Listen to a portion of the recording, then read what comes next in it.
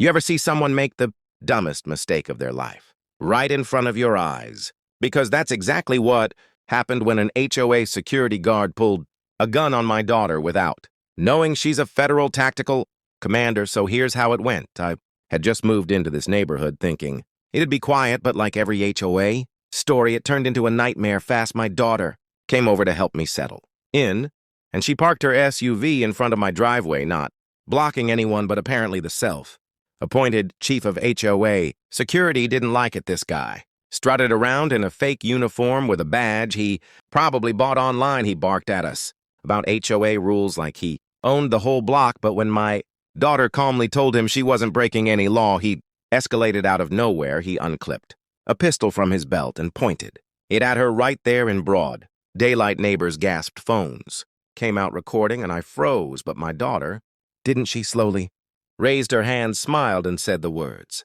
that made him go pale. Sir, you're aiming a weapon at a federal agent, and you just committed a felony. Because what the guard didn't know was she's an FBI tactical commander trained to handle high-threat situations. Before he could react, she disarmed him in seconds, twisted the weapon out of his hand, pinned him on the sidewalk, and read him his rights while the crowd cheered. HOA board members ran over yelling, but it was too late. Real cops showed up, took his gun, and slapped cuffs on him. Turns out he wasn't even licensed to carry on duty, and the HOA had hired him under the table to intimidate homeowners. He was charged with assault with a deadly weapon, impersonating an officer, and unlawful possession of a firearm. The HOA tried to distance themselves, but the lawsuits poured in, and that whole board got voted out within weeks. Neighbors thanked my daughter for exposing the scam, and one even joked that our block had better protection than the Secret Service. The guard, meanwhile, ended up banned from the state,